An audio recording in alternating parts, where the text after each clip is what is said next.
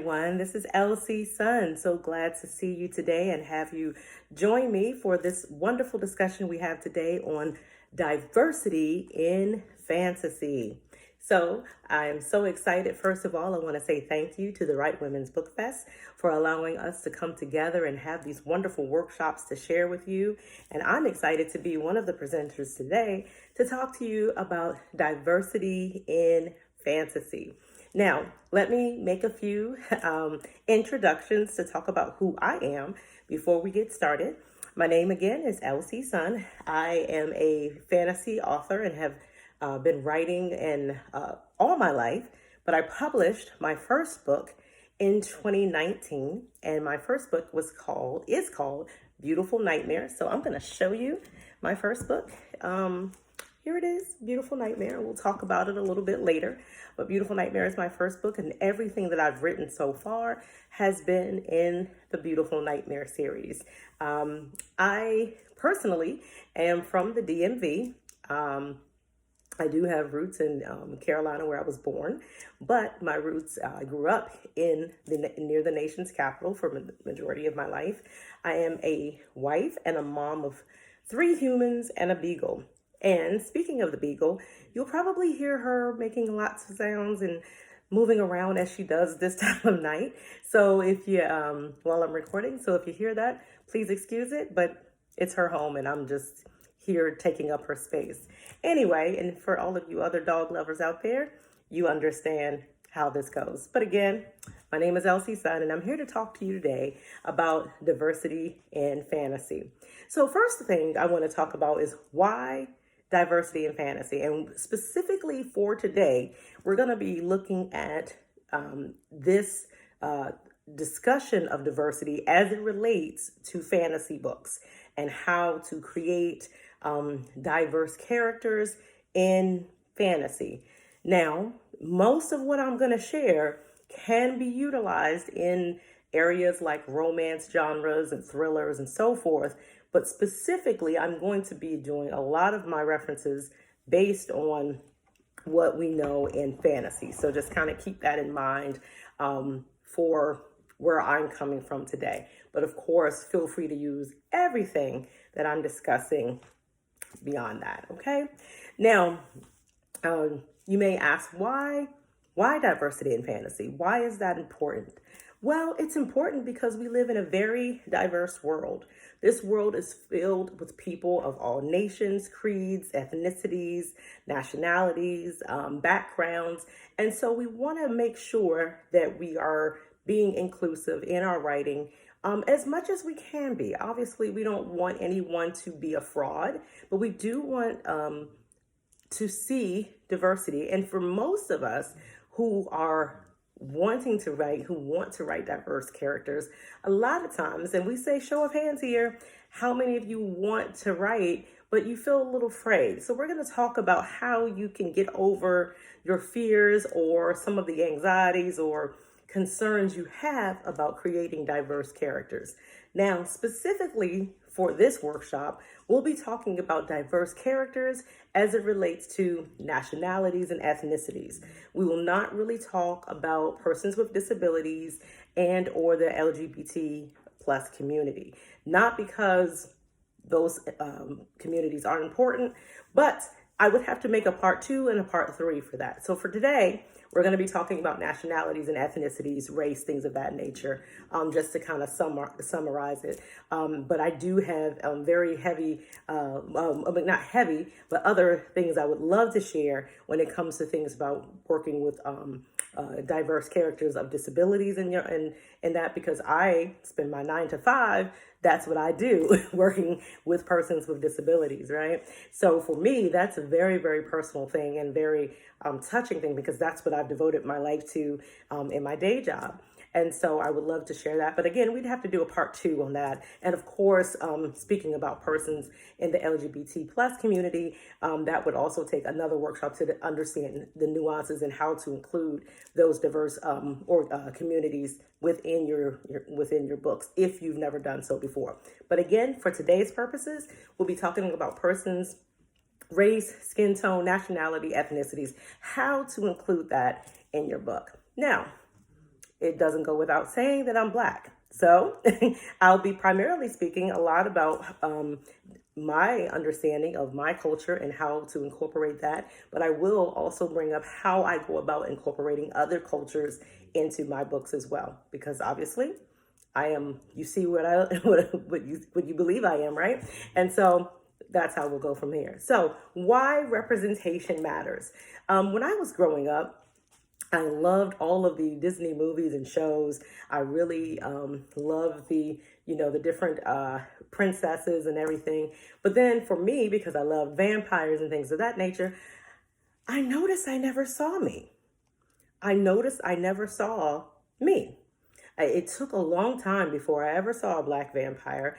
And of course, and if you know anything about me, you'll know that most of my books are largely paranormal romance, fantasy, vampires, werewolves, so forth and so on. So that's a huge thing for me. I got my first love of vampires by watching Bram Stoker's Dracula from that. And then I also fell in love with Interview with the Vampire from the Anne Rice collection. And then I also fell in love with just so many of I watched Dark Shadows. That was a huge thing for me when I was little. I loved watching Dark Shadows. And so all of that was wonderful, but I never saw me. I never saw anyone that looked like me or looked like anybody in my family. And that was always puzzling because I was like, well, can Black people not be vampires? Like, do they not bite Black people? Like, what's going on? Like, right? And so that was something that was actually of interest to me as I was coming up. So when I got an opportunity to write, I wanted to make sure that I was inclusive of people who look like me in communities who may be considered marginalized or what have you, or minority communities who were not represented in the mainstream of diversity in fantasy. So when I'm looking at horrors and thrillers, I never saw me.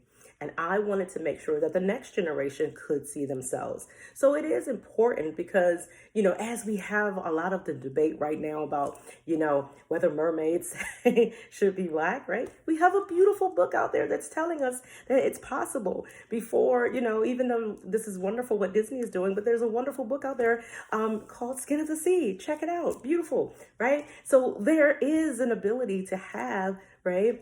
Diversity in fantasy. And so one of the things that I know for some of my author pals who aren't Black, they sometimes feel shy away from wanting to write those characters, not because they don't want to be inclusive, but because they're afraid that if they do something wrong, that they'll be condemned. So let's set the record straight now, okay? As authors, we all know we have to have a certain level of thick skin. We are not going to please everyone, okay? And, being African American is not monolithic. So I'm not going to sit here and say I'm speaking for all Black people, but speaking as Elsie's son, I can tell you it's okay for you to go with the knowledge that you have and try to do your best, okay? And we're going to give you a little bit more tools today to help you feel comfortable. The reason why I say that is you could spend a whole year immersing yourself in, Latin culture, Asian culture, African American culture, and someone will still come up on your book and come into your review and say, you don't know what you're talking about. Don't believe me? I've had that happen to me, right? Before I started putting my actual photo out there, I just had a logo that had my initials for Elsie's son. And a lot of people didn't know right away if I was African American or not.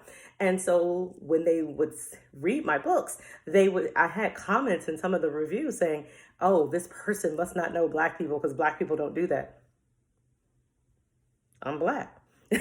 So it's not monolithic because Black people do a whole lot of things, right? Because every human does a lot of things. And so there's not one set thing that is exclusive to Black people or to white people or to Asian people and so forth and so on. So that is the human problem, right? That's our human problem. We put things in boxes and we try to say this is what goes here. However, we do want to realize and recognize that there are some trends and some things that we want to pay attention to. So we're going to talk about that today as well. The next thing we're going to talk about purpose, why you want to include diverse characters in your book. We're going to talk about defining context. What does it mean to have a diverse character in your book? And what is the context in which you plan to utilize this character? And then last, we're going to talk about your cover. What does it mean to have diversity even in your covers? Because now that is a huge thing that I really want to talk about. So that's the introduction, okay? So first, why representation matters. As I said before, representation matters because we want to ensure that the next generation sees themselves, right? We want to ensure that they see themselves. We want to also not just be inclusive for inclusive sake, but we want to make sure that we're saying it's okay in fantasy for us to go beyond the norms. The great thing in fantasy is that we can transcend any norm. We can create worlds that didn't exist. You know, people are up in arms right now because they saw black hobbits and black elves because, maybe the author didn't demonstrate that. We don't know whether or not he wanted to or not. We can't say. That's been over 100 years. However, now that we have an opportunity to do so, is it a big deal or not, right? So there's this big deal. So, someone asked me once, they said, Elsie, well, your characters are black. How would you feel, right, if someone changed the nationality of your character? And we're going to answer that question today. So first thing, defining your purpose, right? And defining your purpose when you're looking at creating your book, right?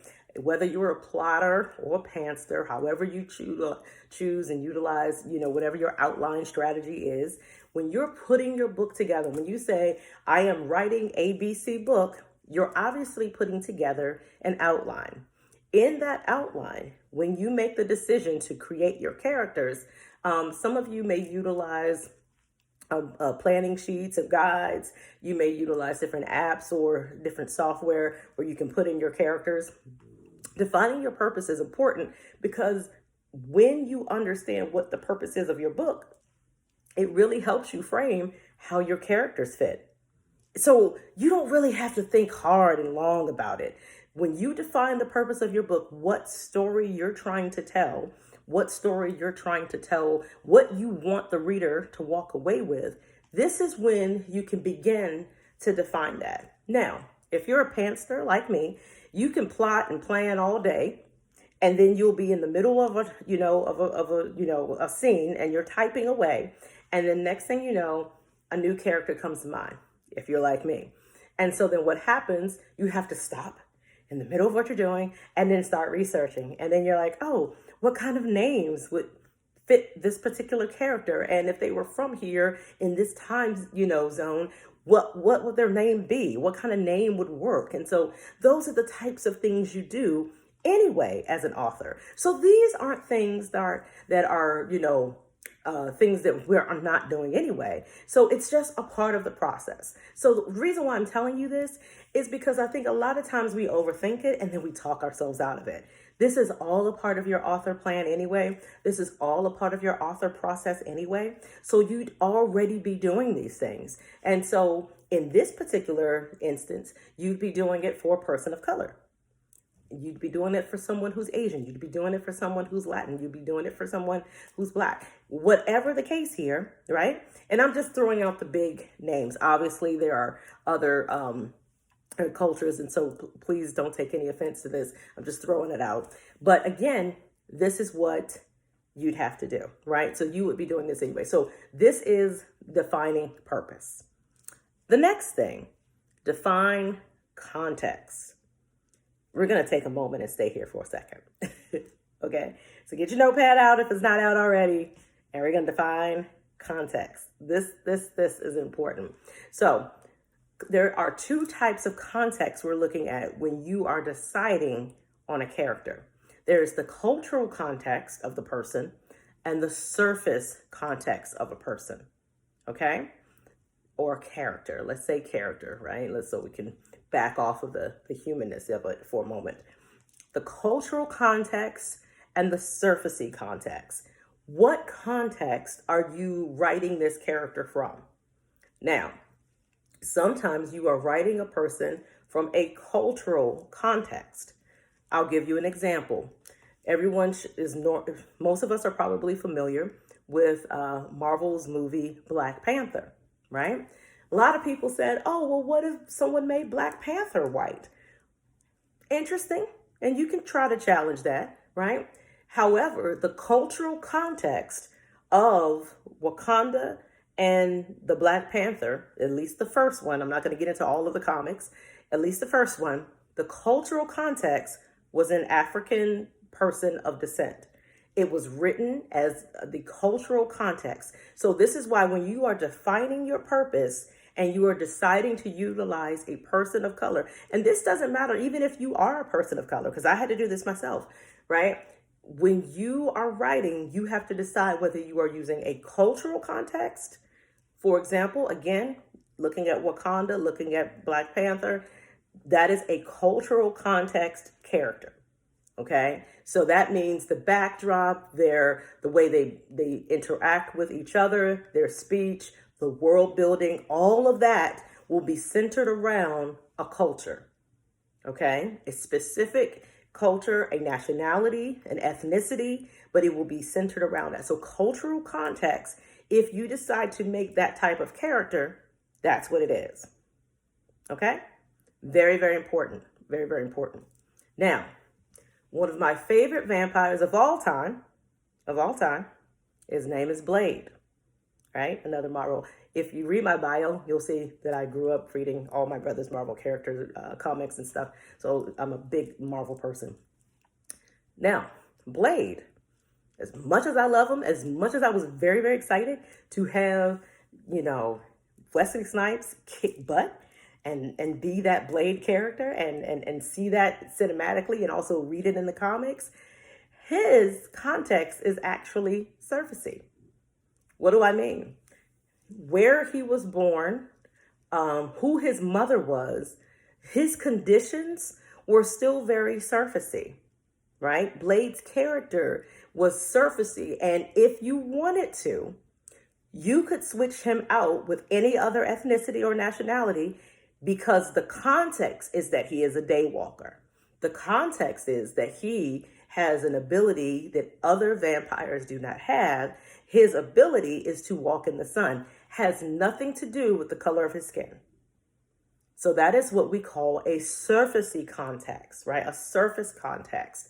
But it was important enough for the writers of Blade to make him African American, so that they could pull on the inner city parts of his backstory and his mom's backstory and all of the things that went along with it. They made it so that, but African Americans aren't the only people living in the inner city. There are plenty of people living in the inner city who aren't Black. So although the writers chose to go with that, there was nothing about his Blackness or the color of his skin that transcends that character. Okay. And I'm saying this is my opinion. Okay. But there is nothing that says it had to be outside of this is what the writers want. So then it did have to be for the writer's point, right? Okay. So you always have to understand whether it's a cultural context or a surface context. When it is a surface context, you are making a choice to deliberately make this person, okay, a person of color, and you are utilizing certain backdrops, certain systems as a way to also advance the storyline. So again, for Blade, it was the inner city, growing up in the urban. So those things were things that made him specific. It was specific to him in that time. Okay, so those are some of the things that you can look at. But again, when we look at Black Panther, the cultural context was very heavy, very specific to a culture, an African culture, a person of African descent, and things of that nature. So it was very, very important. So when you're building your character and you're looking at your purpose, you have to make those definitions, and you do that early on. Why is that important? Because if it's a cultural context, then you're going to want to spend a lot of time researching that culture, understanding that culture, learning certain nuances of that culture. Even if it's a mythology that you're building upon, you want to know enough about the origins of that mythology, right? And build upon that so that you know where you're going. You want to know enough about the folklore of that nationality and so forth, so that you can build upon that. So when it's a cultural context, you're going to be looking at it from a cultural lens. You're going to be looking at the ethnic groups, the language. You're going to be looking at their folklore, their all of that kind of stuff. When it's surfacey, you are going to look at certain aspects, but these are very surfacey. They're not integral to the character, but they are important to the character. So it was important for Blade to be Black. It was very important. One of the reasons for the writer why it was important, because the writer, the original writer, wanted to stress how the world worked between, African Americans who were coming up in the world, right?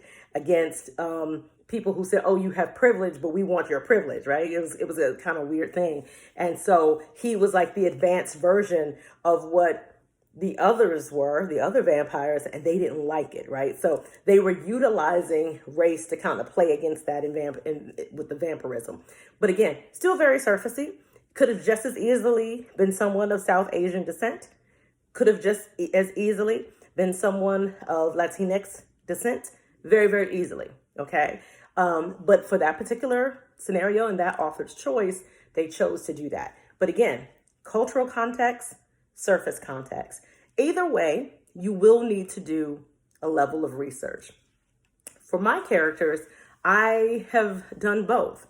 In some instances, I have done cultural, and in some instances, I have done surfacey. I do tend to lean, personally, on a surfacey, but that's for different reasons, right? It's for different reasons. So one of my first book, actually, Beautiful Nightmare, the character was biracial.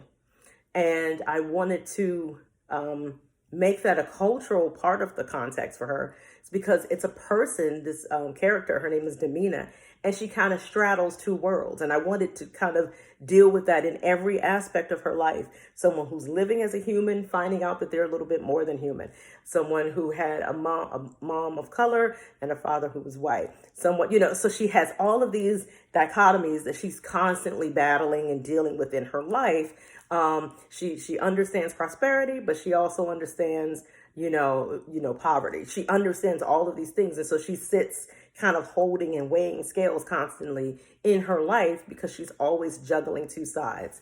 And so that was really important for me, though it may seem like it was a surfacey detail. It was a cultural detail because I wanted to deal with what it looks like for a person who's biracial to kind of go through a world, and about to be married, and what that looks like to her and how that feels to her, especially when you're wanting to be accepted by your family, you're wanting to be accepted by society and things of that nature, having people look at you different because you're walking down the street, holding hands with someone of the opposite color, things of that nature. That is a cultural context. That's not surfacey, because in that particular instance, we're looking at all of the dynamics that it means, right?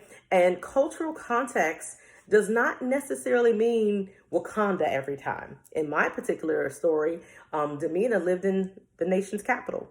She lived in DC, but she had roots in New Orleans. And so, the story takes us to New Orleans and deals with her roots there. So it is still a very cultural context.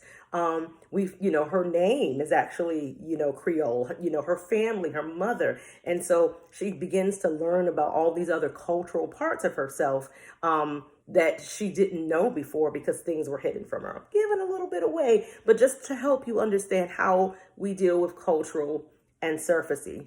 Now, I did have another story where it was a surfacey context, but I wanted to touch on cultural aspects. And you can do that. You can kind of mesh the worlds, if you will. So I had a story where I dealt with a person who was not African American, but this person was of Irish descent. And I wanted to look at, I had actually taken the time to research what it looked like for indentured servants of Irish descent in the Americas, and some of the issues that they had struggled with during the same time as those African of descent who were slaves at the time, enslaved, excuse me. And so when I saw that, I was really shocked and to learn about how many Irish women were sold into brothels because of that. And so a whole story came to mind, and the shirt I'm wearing, Untamed, came from that. And so it was a really, it's a dark fantasy, very, dark, triggering story about a woman who's trying to come out of, that post-indentured servitude life and make something of her own. And, why not become a vampire? So it's surfacey, but it does deal with a lot of the cultural aspects, but I don't go deep into it because it's kind of the background that I deal with. And as an author, you understand this, right? You have a whole background built for your character that sometimes never gets discussed in the book, but you know enough and you put enough breadcrumbs in there to lead, right, your reader in the right way. And so that's kind of how that story went. So you can mesh surfacey to cultural context, but you do need to be careful. Now, this is the big thing that most people are afraid of, and you just, got to do what you got to do. You want to avoid tokenism, right? That's the elephant in the room, and it's one of the reasons why most people are fearful of writing diverse characters in their book, because they're trying to steer clear of tokenism. Some people think that surface context characters are tokens. That is not always the case. There's a difference between having a surface context character, cultural context character, and a tokenism character or a token character. A token character is just you throwing this person in there and saying this, the black man was standing in the side of the corner, and there's no reason for him to be black. And there's really no reason to even mention that he was black. Or when you have the whole group of cheerleaders and there's only one black girl who's a cheerleader. She doesn't have a voice. She doesn't have any character buildup. There's really no story about her, only that she's just there. That can come across as tokenism. Is it always the intent to be tokenism? No. But the intent is not the issue. It's how the reader will view it. Now, I said earlier, we can't control readers because we all know reading is the most subjective thing you'll ever do. However, you want to be careful of tokenism. You want to be careful of just throwing color out there just because you can. And the reason why tokenism gets, we really want to avoid it is because it's normally very clear that you didn't give any consideration to either their cultural or even their surfacey context, right? As I mentioned before, Blade, right? Surfacey character, right? From the inner city, born in the inner city, raised in the inner city, right? It's surfacey, but you got to give some credence to that. He's got to talk a certain way. He's got to walk a certain way. He's going to have a different bop in his step than someone else from the suburbs, right? He's going to feel a little bit different. And you've got to give respect to that, even if it's surfacey. Even if it's not the cultural details and all of the ethnic nuances, you still have to give proper respect to surfacey characters to ensure that if there's a certain patois in their speech, if there's I grew up again near the nation's capital, but I'm also, I was born in North Carolina. That being said, I can easily slip back into my Southern dialect, especially if I get worked up, get angry. I get real country real fast, right? But that's me, right? But there are certain people in this world, in this country, I'll say in the U.S., who what I call soda, they call pop. That's important.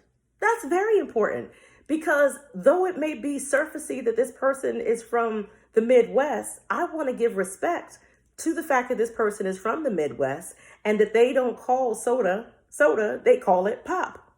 I want to be respectful of that, right? So you have to give respect to even the surfacey details of your character, because if not, it becomes tokenism, or it's in danger of the tokenism zone, right? And so you want to be really, really clear about that. You want to make sure that you're giving respect. How do you give respect? You do some research, even if it's just a little bit. You want to make sure that if there's a little bit of a nuance, if there's a little bit of, like I said, a different patois in their speech, a little nuances in how they say things or how they do things, if you have someone from a particular area that or you can go online and listen to different dialects. I mean, you could YouTube or Google anything these days, right? Not to say that everything you research is going to come back 100% true or valid, but at least do your best to do the work. Let's say that again, do the work. Because if you don't do the work, your reader will know, and it will come across that this is tokenism. I have had so many people come up to me after reading Beautiful Nightmare thinking that I was from Louisiana, thinking that I was from New Orleans, and I'm not. I love New Orleans. Anne Rice made me love New Orleans. I went to New Orleans the first time. I was trying to see if I could find Lestat. But I love New Orleans. But I'm not from there. And some of the things that I was patted on the shoulder for was that I didn't utilize some of the token versions, if you will, of New Orleans speech and things of that nature, because sometimes people overutilize it and try to make it seem like everybody from New Orleans talks this way. So you have to be careful even with those things. And it gets real tricky because it's like, that's just too much work. Who wants to do diversity when you got to do all of that? But that's the important part. It's important to do that. It's important even when you're writing non-minority characters. You're going to do that same type of work for that. Then you have to do the same type of work for the diverse characters. So again, this isn't anything that we wouldn't do anyway, but we want to be careful. Last, but certainly not least, and I'm trying not to go too far over my time, choosing your cover. Choose your cover wisely. I'm going to say that again. Choose your cover wisely. So, when I first started writing, one author who had been around for a long time and had written many books and hit all of the best-selling charts, and I was asking for feedback and advice, and they were Black. They were not African American, but they were Black. And they told me, don't put a Black person on your cover. And I said, well, you read my book, right? So the character is biracial. I mean, she's Black. Yeah, but don't put her on the cover. If you want to sell, don't put her on the cover. That bothered me for so long. I started looking for object covers that did not necessarily show the face. The reason that I was told not to do that was because I was told the book wouldn't sell. Book wouldn't sell. Nobody, people, very few readers will buy books with persons of color on the cover. And I researched it, looked it up, and found she was right. A lot of people at the time, even though it was 2018 when I was doing this research, people were still very, very, leery of buying a book with a person of color on the cover. You want to know why? The assumption is the book is not going to be for me. It's going to talk about Black people stuff, or it's going to talk about things that go over my head, or I may not understand what they're talking about. It won't be for me. A human story is just that. It's a human story. So we have to let go of all of our preconceived notions and all of our, things that we were brainwashed to believe about other nationalities and ethnicities, because guess what? You may not understand it, but you might learn something. You might appreciate a new story. You might gain an appreciation of someone else's struggle, of someone else's success that you never would have if you hadn't opened that book. So that's what I would say to the reader. But to the author, let's not comply. Let's flood the bookshelves, flood the libraries with diversity, right? Am I saying every book needs to be Black? Of course not. That's not diversity. I'm saying let's make sure that we are putting the beautiful rainbow of all of the beautifulness of creation out there for everyone to see, so that everyone can look at a book and see themselves. Am I saying you're responsible for every nationality? I absolutely not. Whatever you're drawn to, whatever you feel led to do, that's okay. But what I'm saying is, let's not comply with, oh, you're not going to sell. Because guess what? In my first month, I sold 800 books, which was great for me because I didn't even really market. I didn't even know what marketing was when I first put my book out there. I just kind of did it, right? And that was amazing for someone who didn't know what she was doing. And so I was really, really happy. And this is, again, I'm going to show it to you. So this is Beautiful Nightmare. And I don't know. There you go. So that's Beautiful Nightmare. And, you know, she's biracial. She's beautiful. And she's lovely.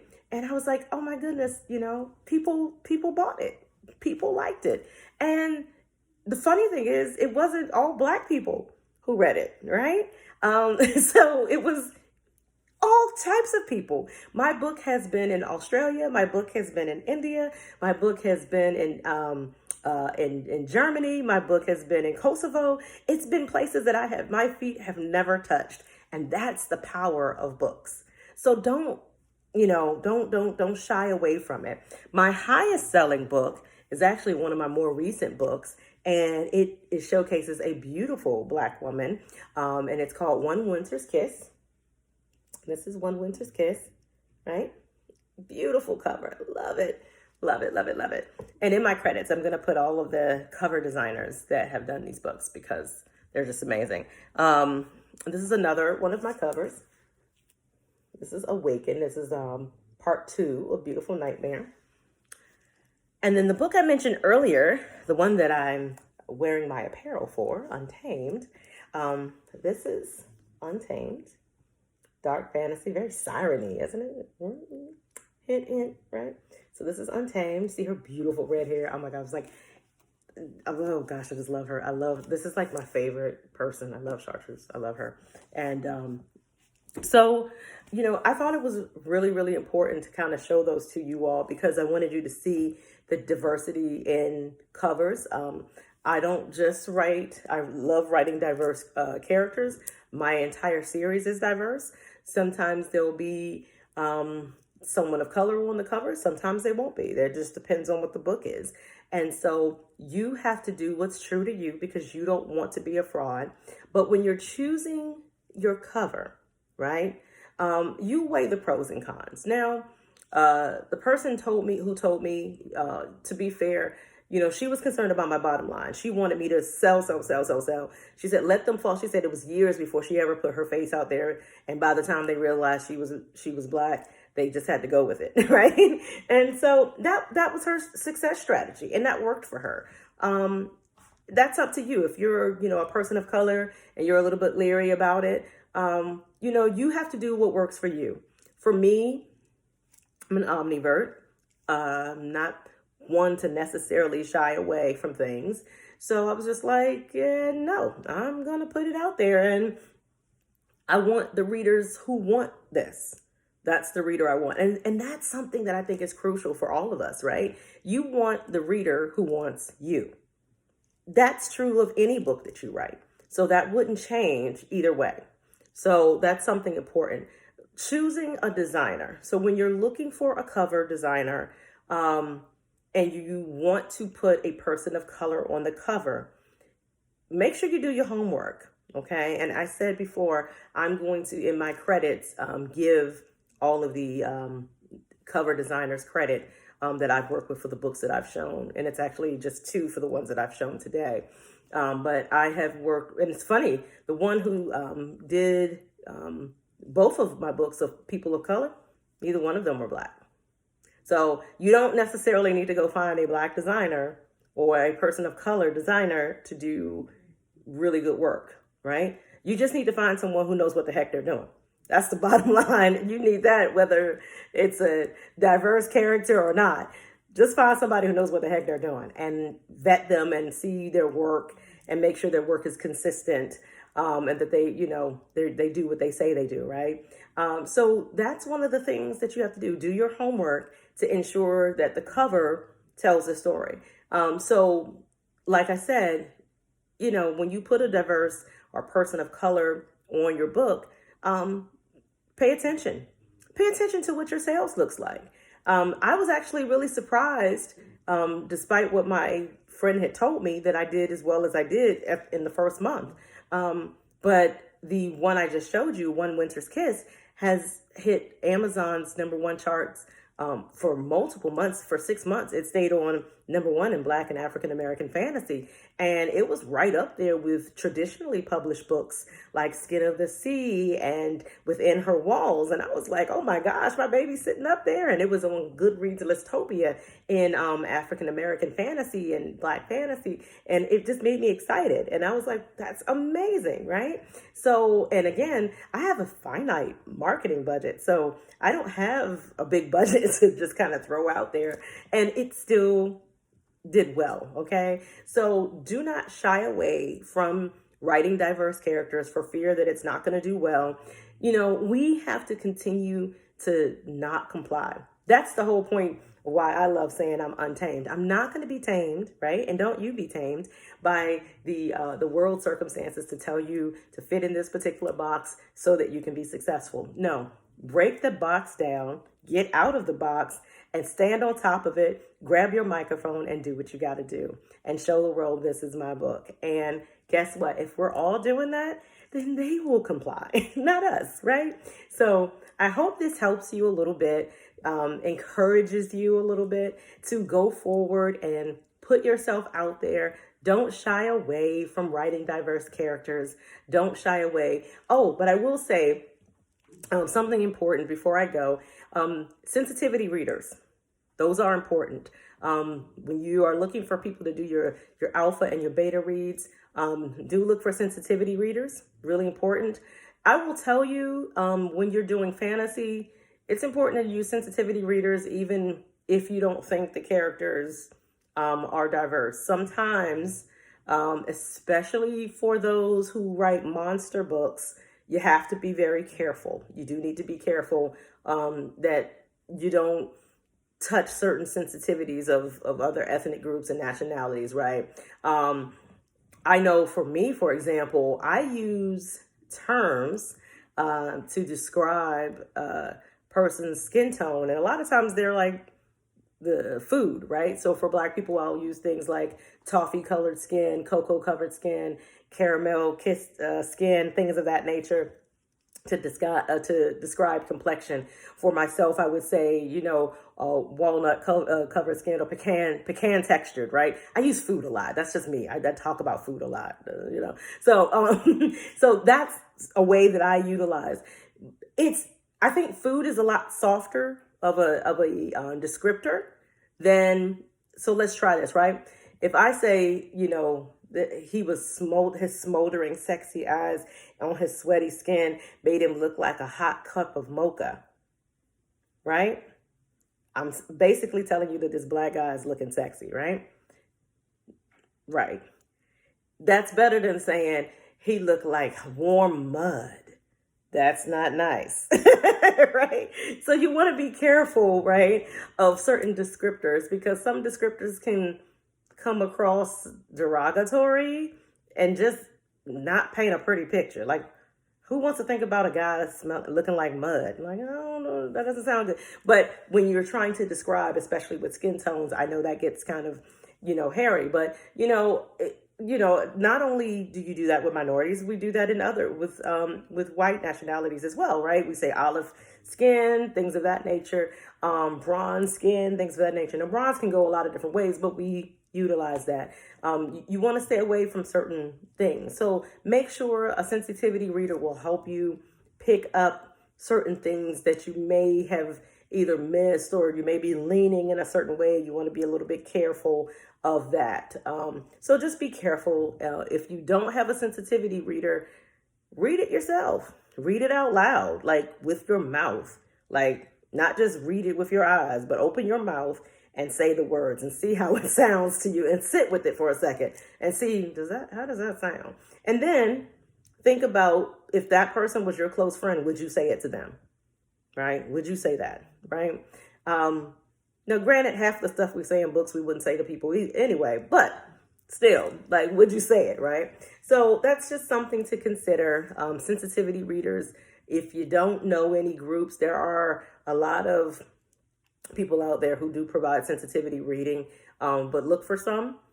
Get an alpha team or a beta team that will help you with that, or get a trusted friend who can help you with that as well. A lot of editors do provide sensitivity readings, but make sure when they say they do that, see what their books are, okay?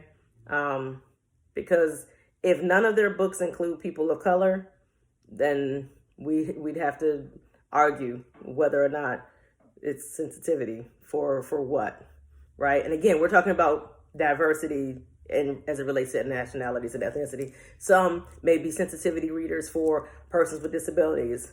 I've done that as well because that's something that I do full time. And so I will be able to help someone with those types of nuances. Again, same thing with people in the LGBT plus community. You would need sensitivity readers who can understand certain things for that and nuances. So please keep that in mind.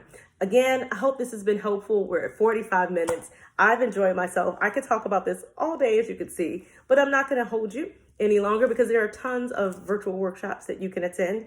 If you want to talk to me some more or get any, just want to run an idea past me or anything like that, I'd love to chat with you. Feel free to reach me at www.lcsunbooks.com. Again, www.lcsunbooks.com. And I'd love to hear from you. Just go to the contact me button and feel free to chime in, and I hope to hear from you then. Again, thank you so much. Shout out again to the Right Women's Book Fest. This was a wonderful time, and I'm so glad to see you, and I hope to see you at the event. Take care and have a wonderful, wonderful week. Bye.